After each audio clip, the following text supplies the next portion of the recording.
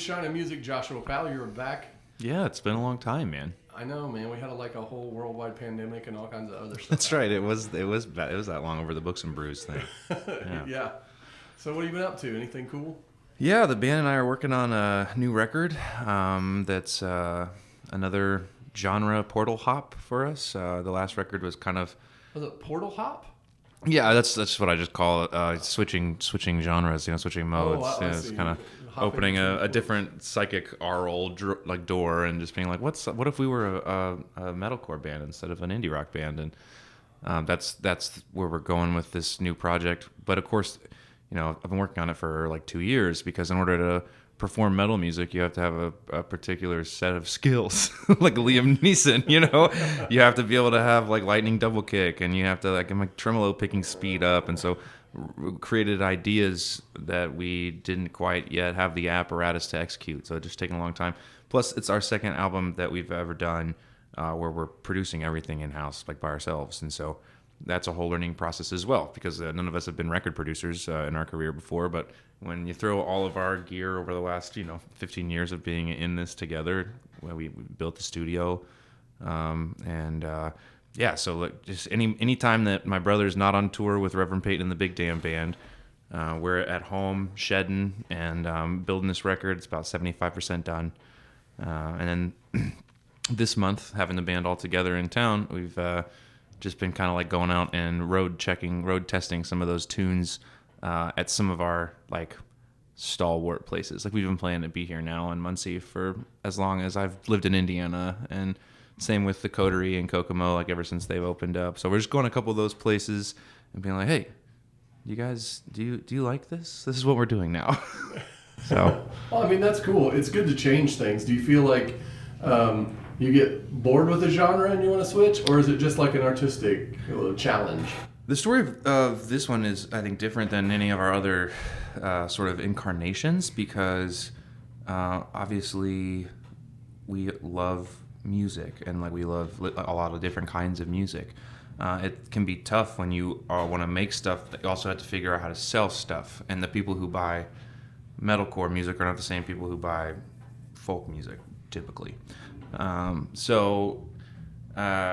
In the past, I'd say that our experimentation was very organic. Like I know that when we did Man Is Born for Trouble is like a absolutely acoustic. There's like maybe 3 songs that have an electric guitar on it, but everything was like banjos and suspenders and like, whiskey and all this. And then, we got on the road. I started playing electric. I started smoking weed, and it was like, now I need to hear weirder sounds. And then we like built a psych rock record, and then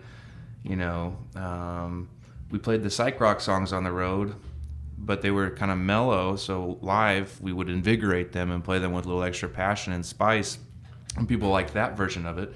So when we were in the studio the next time, we're like, well, how do we start with writing a rock, like writing something that's actually rock from the beginning instead of retrofitting our stuff to be more entertaining in the live context? How do we just make it flashy from the jump? And that's how Skeleton Party came into being, with like all of its harmonized guitar solos and crazy like 6-minute suites. But playing those rock songs out on the road, and my roots are in the South Florida sort of like Warped Tour scene, and my first band that actually traveled and stuff was a metalcore band back in the Rise Core era, where like metal bands were basically boy bands. It was just all about the tight pants and the swoop and the MySpace scene girls and all that. But that music has been in my DNA since I was 15, and I've spent my career last decade sort of appealing to hipsters and creating this stuff that's like pitchfork friendly, that feels like we're supposed to have grown up and like be a Radiohead or be a Wilco. And I'm like, yeah, those bands are cool, but I want this to be fun. I think I talked myself into this idea of like growing up out of genre, and this era for us is all about being like, we're not ashamed of what we like. We're gonna go back and do this heavy stuff because it makes us smile, and we'll figure out who it's for after. It's for us. I love that, man. I think that when you go after a song from your own heart, that you get to a point where it like doesn't matter if anyone likes it or not. Correct. You know, like, and that's the best, because then you really get some, I feel like you get some extra. And as a fan of bands, I can feel when they really put out stuff that they really like versus stuff they're putting out trying to make somebody happy. Man, I'm so saturated right now because I'm rewatching Twin Peaks with my girlfriend who's never seen it, and it's my favorite cultural property ever. But rewatching it now for like the third or fourth time, I'm just absolutely mind blown by how much my worldview has been shaped by my experience with that art property. Because Lynch does not worry about making something that you're gonna like. There's absolutely the idea of art and entertainment being on opposite ends of the spectrum. Entertainment is created to reduce. It's literally like to elicit serotonin. It's like to make you feel good and make you smile and make you feel like you want to drive with the windows down or whatever. And art is on the other side, where it's like it can do all those things. It can also fuck up your day. Like it can disturb comfortable people. Like it can. Our art is also meant to be have the space within it to use it for confrontational purposes and agitative purposes. And so watching that show, being like loving it so much for what it is, dealing with at the same time it not being what we thought we wanted it to be, because it like doesn't give you the beats that you expect. It doesn't play to your nostalgia. It's this completely weird, different thing by the time that the show comes back 25 years later. And watching that, I realized like that's why I think about art the way I think about it, is that like I was confronted with this thing at a younger age that made me think, wow, you don't have to make the record that you think people want you to make. The less you're thinking about the audience, the closer you might be to getting some seed crystal of whatever capital T truth might be there, you know? Yeah, I see a lot of things where there are folks online who are like pimping, like, do this and you will have 4 million people watch your video, or do that and you'll have all of these subscribers. And a lot of those things are just like the antithesis of creating music or creating right. And it's like, okay, well, if I did do that and they liked it, that would make me even sadder inside. You know what I'm saying? Yeah, it's a weird line to try to walk today, because you can sniff out a copycat pretty easily. People are, for whatever reason, kind of obsessed with authenticity, this like really ephemeral concept. But at the same time, like so much of digital marketing and so much of like integrating yourself into where culture is being spread, getting on TikTok and stuff. It's about like being native to the platform and being able to jump on trends and figure out, even if you are copying some trend, how do you do it in your voice? If you're going to do this, viral thing, how do you put your spin on it? Because at the end of the day, there's only 12 notes in music, so we're all just reappropriating the same substances. It's like when you're going, like, for me, when I'm going to play a cover, it's going to sound like me, because I don't even care if I sound like somebody else. Exactly. Yeah. That's the. I've had this conversation several times with folks about tributes or artists and stuff, which I have total respect for, because I can't do it. But also, it's just like, I feel like the coolest songs that people have done their covers are the ones where they like took the song over. Oh yeah, yeah, absolutely, man. I mean, like for example, one that I really love that's a cover is "Landslide" from the Dixie Chicks. Oh, okay. The Chicks. Yeah. Like, because the Fleetwood Mac one is great. Yeah. And then theirs it's a whole different vibe. Yeah. It has a whole different feeling to it, and it's like really cool because of that. I was on Spotify's Discover Weekly thing and just cruising for discovery, right? And I hear this song come on. It's like dark wave. It's like witch house. These dark groovy synths. Sounds like goth music. But I was like, wait, I know this melody. It's a Blink-182 song. And it was just this like dark wave cover of a pop punk song. And I was like, this is a completely different thing. I love it so much. Like, I recognize where it came from, but it's definitely doing its own bit. So I love when someone takes like a Beatles masterpiece and makes something really cool out of it. Yeah. You know what I mean? Just like something so different that you're just like, wow, that's like Blackbird under there, but I can't. Right. I'm working on with that middle ground right now because I'm doing the tonic ball thing at Hi-Fi and later this month. And last year was my first year doing it, and I did Rihanna.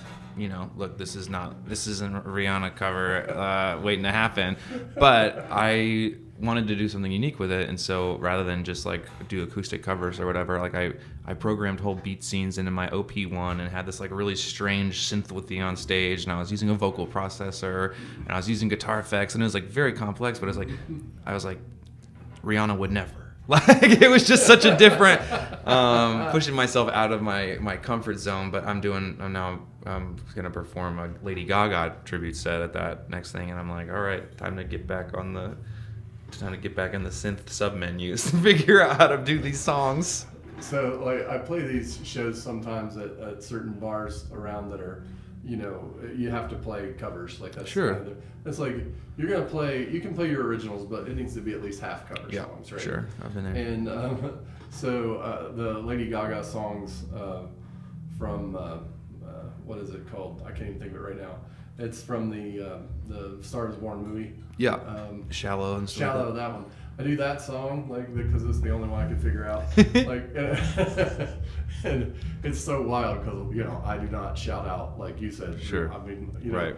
I just play this like straight up a country acoustic version. People are probably delighted when you do it though, right? Oh yeah, they sing it like you know because they know all the words. There's no hit that's more surefire than something that already hit. Man, people like songs I know. When I'm playing covers at a place like that, I have friends that will go in there and play like these obscure like I'm gonna play cover songs. And they lose the point of why the bar wants you to do that. Exactly. And it's like, nah, I'm gonna play the most popular, like unbelievably popular cover songs. Anyway, here's Wonderwall. Here's one I know you don't know. And then I'll literally say that, and then I'll play something like Shallow. Yeah. My friend has a bit where he, every time there's like a well-known song on, it'll be like Shallow or something. He'll like wait halfway through and go, "Have you heard this song?" Like it just gets me every time. I wrote this one on the way here. Yeah. And then you go, yesterday. Yeah. Yeah. But that song started off with Paul singing "Scrambled Eggs." I mean, I think Paul back then could have sang just about anything. Sure and thing. Made it great. Oh, he sounds pretty much the same today, man. He put out a record like 2 years ago that totally bangs. It's like really arty. It's amazing. I love the. Have you seen the thing that he did? What Dave Grohl was doing the Sound City, like the documentary. I know of it. And he relocated the board from Sound City when it closed, like the music studio, to his house. Okay. And then he brought in a bunch of like people that had recorded at Sound City to do like a tribute album or whatever to the place. And basically they came. He like brought in his heroes and had them sing songs with him. Cool. And McCartney does one with Dave Grohl, and it's good. That's awesome. It's on that record. It's like a record and also the documentary. Okay. The documentary is cool to watch, but we should see it. Yeah, I mean there's a couple of those. Like he has Rick Springfield come in and do one, and it's killer. It's like, but all the old people who would have recorded in that in that space. Yeah, I'm sure it's legendary. But hey man, are you looking forward to the show tonight? Do you have a special song you want us to like zero in on? Well, I'm doing a couple songs off of our upcoming record, and I think 100,000 Werewolves might be the standout track of this, because a lot of these songs I have trouble doing it by myself. Again, it's like I'm screaming and we're playing breakdowns and stuff like that. But well, yeah, that's always cool to do. Especially, I see it both ways. Like sometimes you got this song you've really honed in on solo, and your band takes it to a new place when you give it to them, right? Totally. And then the opposite can be true. You like kind of worked it up with the band, and you don't even really know how to approach it by yourself. That is a new challenge. Yeah, it's usually the opposite way for us, where I wrote everything on an acoustic guitar, and then we go, all right, now let's orchestrate it. And with this, we started writing metal songs, and I was like, all right, how do I perform this on an acoustic guitar? So I'm working it out this season. I've had that. Look, there's a couple of songs that are on a couple of my records that we just did as a band. Yeah. That I cannot play. Like I just can't. I'm like I can't find a way to do this. It doesn't sound right. You know, Just bring up a little tape recorder with you and go. I need the backing track. Yeah. Like I need to do it like a hip hop artist and Yeah. just push play. You know? Yeah. And yeah, so that's fun. Hey man, I hope you have a great show tonight. Thank It's great you. to have you on the National. Thanks for Review having series. me on, man. All right, Congratulations on the series. Thanks for coming to the show again.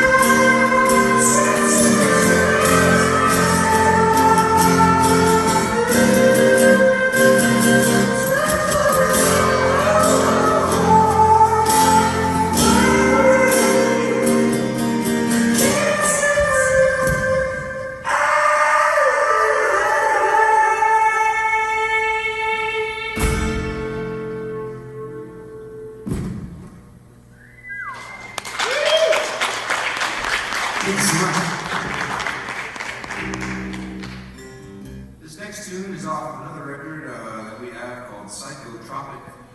I wrote this song about going to visit my grandparents in West Virginia when I was just a boy of 6. It was Christmas time. It was our first time seeing snow as a couple of kids from Florida. And my Papa Leonard died while we were driving up there. So Christmas became a funeral, and it was still Christmassy. It's a lot to process when you're a little kid.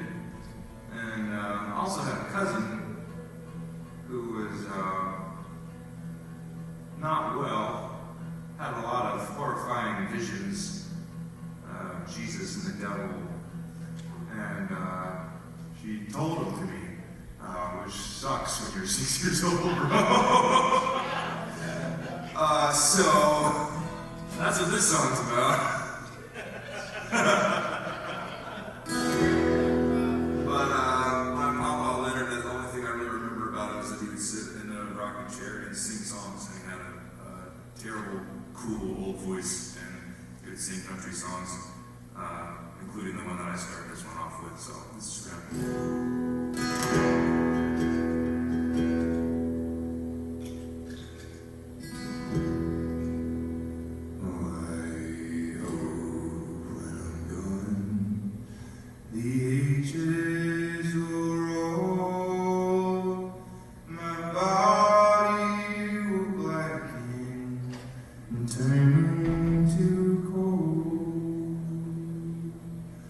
And I'll look from the door